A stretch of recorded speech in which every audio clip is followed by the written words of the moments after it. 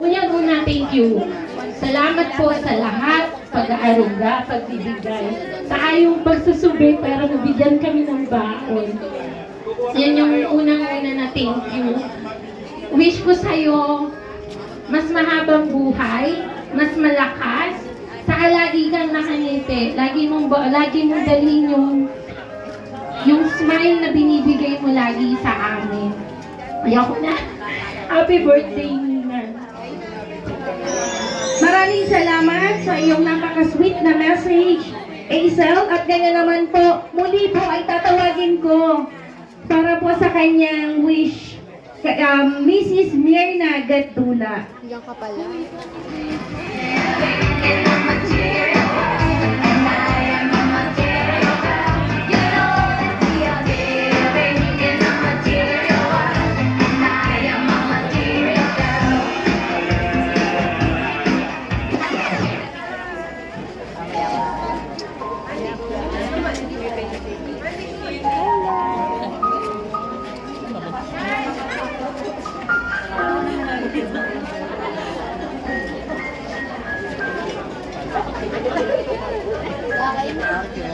Hello.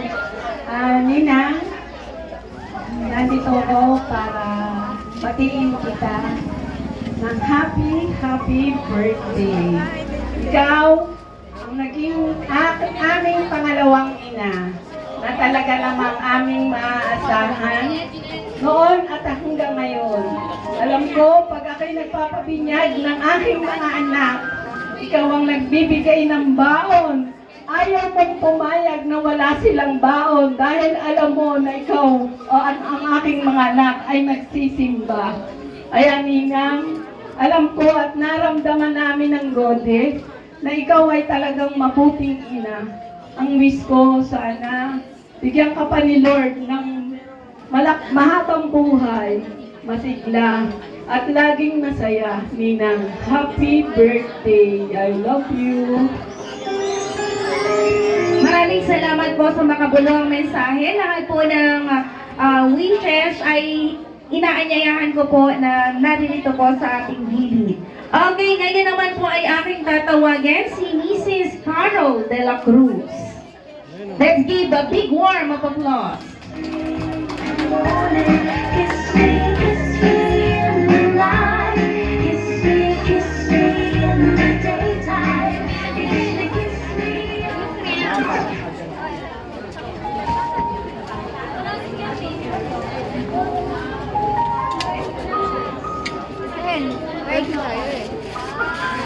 Happy 90th birthday po, Ninang Turing. Hindi po lahat ay nabibigyan ng pagkakataon na makapag-iwang ng 90th birthday. So, napaka-palad. Maswerte po. Ninang, isa ka pong tunay na inspirasyon ng pagmamahal, lakas, at kabutihan. Dalangin po namin na mapuno po ng saya ang inyong pong mga araw.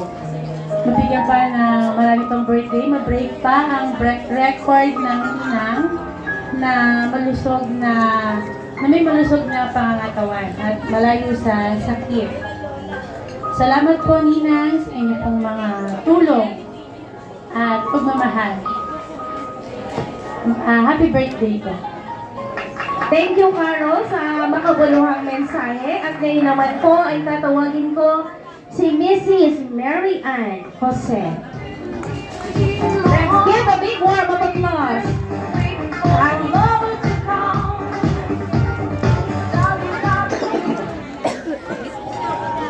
Sorry na. Happiest and blessed birthday po, Lola Turing. Napakalaking biyaya po na kayo ay isa sa naging gabay at inspirasyon sa aming pamilya.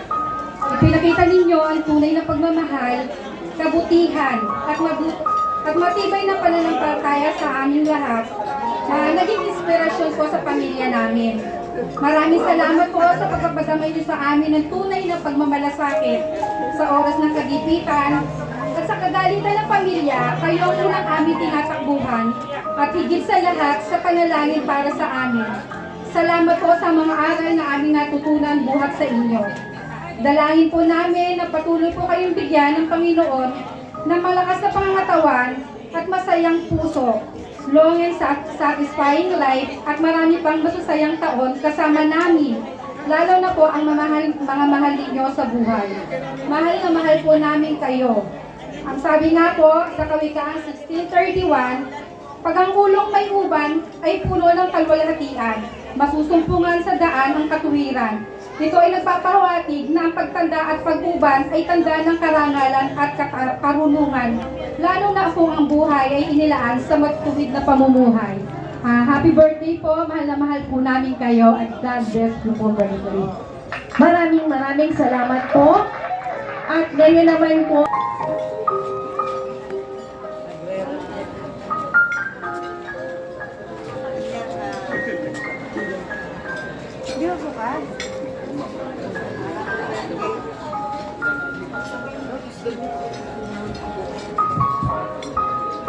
Ninang, happy birthday. Natatandaan ko nung bata pa ako. Hindi ko malilimutan, kaya ikaw ang naging ninang ko. Kung gaano ka pagiging generous mo. Kasi nung mga bata kami na lagi kami pupunta rito, gusto namin makalaro mga pinsan namin. Pag uuwi kami, lagi mo inihahabol yung halagang 2 piso. Na kung tutusin sa panahon na iyon, malaking halaga yun. Kung sa ngayon yung iba sasabihin na 2 piso lang, pero hindi. Yung halaga na iyon ay napakalaking bagay para sa akin. Kasi yun doon ko na-motivate yung na ganun pala pag bata ka na pinakita mo sa bata na yung pagmamahal at hanggang sa pagtanda ay dadali mo yun. Kaya inaano ko sa mga bata na pag nakakakita ako ng bata, binibigay ko rin yung pagmamahal sa mga bata. Kumbaga ikaw naging inspirasyon ko kung paano sa mga bata. Sabi nga sa na lumapit kayo, sabi ni Jesus Christ na yung mga bata. Dahil ang mga bata ay ang nagkikiliwan ni Lord. At Ninang, alam ko sa edad mo na iyan, ay may mga araw na nagiging ka na wala kang silbi. Hindi. Dahil alam ko sa mga katulad ninyo na nagsimula na ninyo na kasipagan ninyo sa inyong kabataan, na inyong pagtanda ay hindi nyo na magawa. Naroroon yung sa sarili na wala nang halaga. Pero ang pinakamahalaga na bilang ikaw isang ina, ang sabi nga,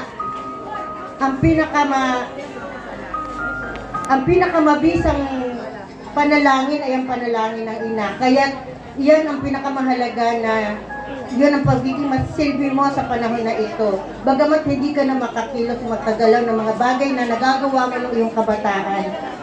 Yan ang pinakamakahalagang bagay na magagawa mo, ang panalangin para sa iyong mga anak. maraming salamat po, Ate Bessie, sa iyong mga buluhang mensahe. At ngayon naman po ay aking tatawagin Mr. Joel Joaquin. Isang malakas na palakpakan po para kay Kuya Joel. All over the world tonight, all over the world. Hello, Dina. Happy birthday.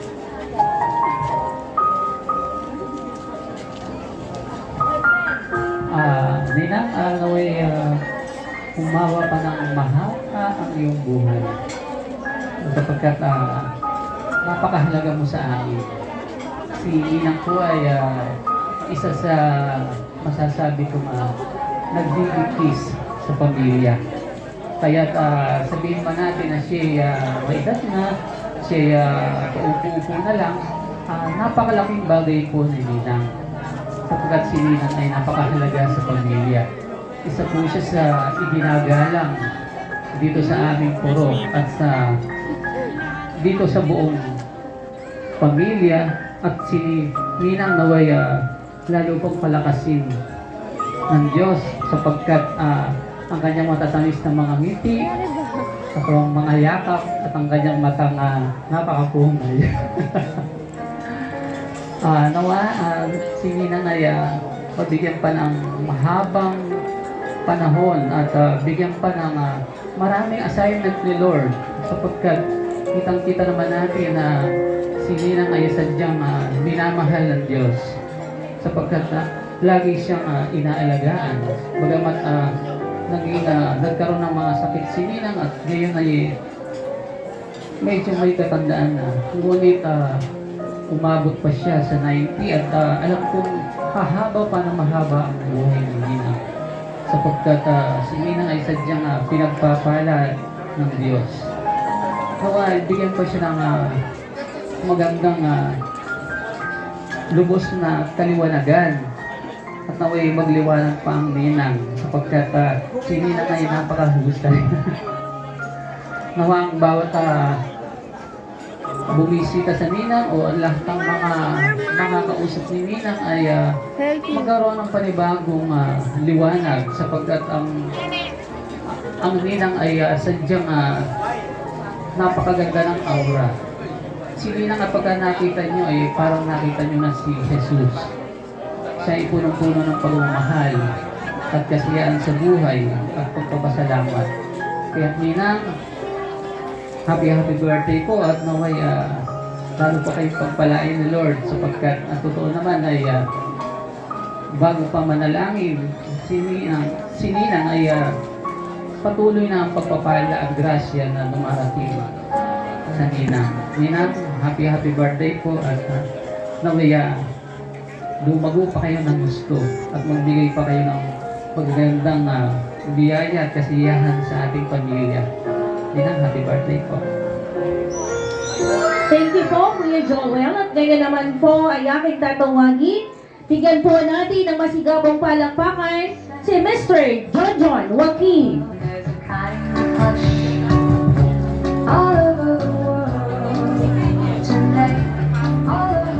Ito rin, congratulations for reaching this milestone, no? Sa kang inspirasyon sa amin. Sana yung marating din namin itong ganitong edad na malakas pa rin. Meron akong 5 wishes for you dito rin. Of course, unang-una yung health mo. Sana physically, mentally, emotionally, maging healthy ka pa rin. And naway, loobin ng Diyos na lalo ka pa lumakas. Then, pangalawang wish ko sa'yo, hindi directly sa'yo, pero para sa mga tao nasa paligid mo kasi importante sa'yo. I wish na ang mga Ate Lor, Ate Noemi, Ate Rini, sina CJ, Jacob, Kenneth, sa mga Kuya Ferdy at Kuya Marlo, ay palagi ding healthy kasi sila ang nagbabantay sa iyo, sila nag-aalaga sa iyo. So, lalong-lalo na Ate Lor, siya ang kasama sa bahay, mahirap na siya yung kasakit. Kaya kasama sa wish ko sila ang buong pamilya. Then my third wish for you, as you move forward, gusto kong maka-experience ko pa ng maraming beautiful moments, memories, magagandang moments. Wish ko na masaksihan mo pa na isa sa mga upo mo ikakasal, lumalakad sa aisles. At makarga mo yung kauna-unahan mong apo sa tuhod. Yan, parang yung training. Yan ang wish ko. And sa pang-wish ko, pang-apat kong wish ay para sa iyo na tuturing sa mga tulad natin ng nagkakaedad na gusto ko yung maging sharp pa rin ng mind mo, hindi mo makalimutan yung mga moments na ito, maraming nagmamahal sa'yo, maraming nasa paligid mo na humahanga sa'yo, inspirasyon kanila. And last but not the least, tuturing ang wish ko, sana masaksihan ko ulit yung ganitong, para sa'yo, yung ganitong moment sa iyong centennial birthday sa 100 years. Okay? And again, congratulations and thank you so much sa lahat ng binigay niyo sa amin, inspirasyon. At bukod roon ay Happy Mother's Day na rin sa inyo, Tita Turing Pasno. God bless you and I love you so much. Thank you, Kuya John sa napaka-sweet na message. And now, sa atin po huli na magsasalita ngayong gabi, ang atin pong konsehal Mr. Alex Gatdula. By the rivers of Babylon, there we sat. Okay, habang kung nag-wish, pwede na po natin na sindihan yung mga candles. Happy birthday. Una sa lahat, salamat sa lahat ng mga kapunta dito sa birthday ating mahal na nanay, Ninang Toreng. Sa nanay ko, happy birthday. Hangad ko lang, siyempre, para sa inyo, sa nanay, at sa lahat na nagmamahal sa inyo, napagkalooban pa kayo ng magandang kalusugan, mahabang buhay, magandang pangatawan. At lagi niyong tatandaan, nandito lang po kami para sa inyo. Sa tabi nyo, hindi naman po lagi tayo nagkikita, pero sa isip at puso namin, lagi kayo nasa panalangin, ganyan sa aming nanay. At pagbati na rin po na advance na Mother's Day po sa inyong lahat. Hangad ko po na abutin po nyo ang inyong tinatawag na centennial o 100. At sa amin din, no, sana pagkalooban din kami ng ganyan kalusugan. Sabi nga ni Parang Edward, hangad namin na umabot din kami sa ganyan. Pero sa panahon ngayon, parang hindi no, basta-basta. Pero hangad at dasal namin na inyong magandang kalusugan. Muli, happy birthday. I love you. Maraming salamat po, Kuya Alex. At ngayon naman po, to complete our 9 candle wishes, akin po tinatawagan. Bigyan po natin ng masigabang palakpakan, Mrs. Mary Grace Siluman. By the Marami kang pala dyan na, Ate Grace. there we sat down. There we will. Hello. Tita Toreng, happy birthday! Lagi kong sinasabi tuwing may punupuntahan ka mga birthday dito sa paligid natin. Lagi ko po sinasabi sa inyo na napakahusay, napakagaling. Dahil napakarami pong nadaanan ni Tita Turing na pagkakasakit. At talaga naman po yung mga dinaanan niyang pagkakasakit na yon ay medyo mahirap po lagpasan. Pero dahil po sa mga panalangin, kaya po ako hangang-hanga sa kanya dahil sabi nga po, napakarami na po niyang napatumba. Yung po bang napapatumba, ibig po sabihin yung mga nauna na po. Kaya po sabi ko lagi ako bilib na bilib sa kanya dahil ang tatag-tatag niya. Maswerte ka, Tita Turing, dahil may mga anak ka na nag-aalaga sa'yo sa kahit anong oras na andiyan dyan. Kahit may lakad, kahit ano, ikakansel ang lahat para sa'yo. Kaya sana ang hiling ko, lalo ka pang tumatal, lalo ka pang humaba ang buhay mo dahil napakahalaga po ng isang nakatatanda sa isang pamilya. Napakahalaga po niyan. Sabi nga po nila, ang magulang ang magbubuklod. Hindi man magulang, mga tiyahin. Dahil talaga pong napaka-importante po na mayroong nakatatanda. Kaya Tita Turing, sana humaba ang buhay mo. Bigyan ka ng malakas sa pangangatawan. Yun ang hiling namin lahat para sa'yo. Happy birthday po. Maraming salamat, Ate Grace. At gayon din po ay hinihingan ko po ng kanyang pagbati ang ating pong minamahal na Kapitan Bebet Landayan. Let's give a big warm of applause to our barangay captain.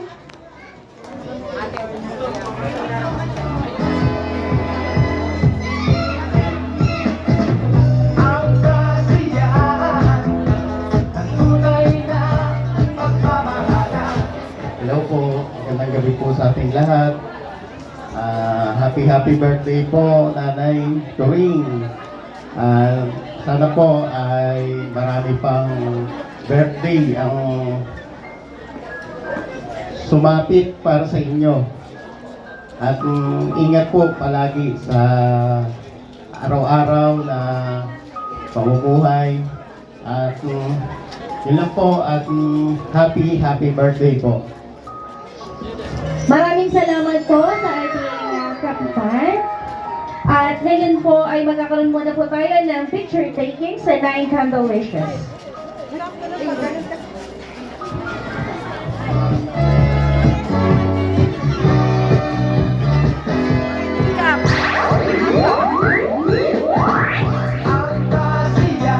Kasama po ang ating kapitan.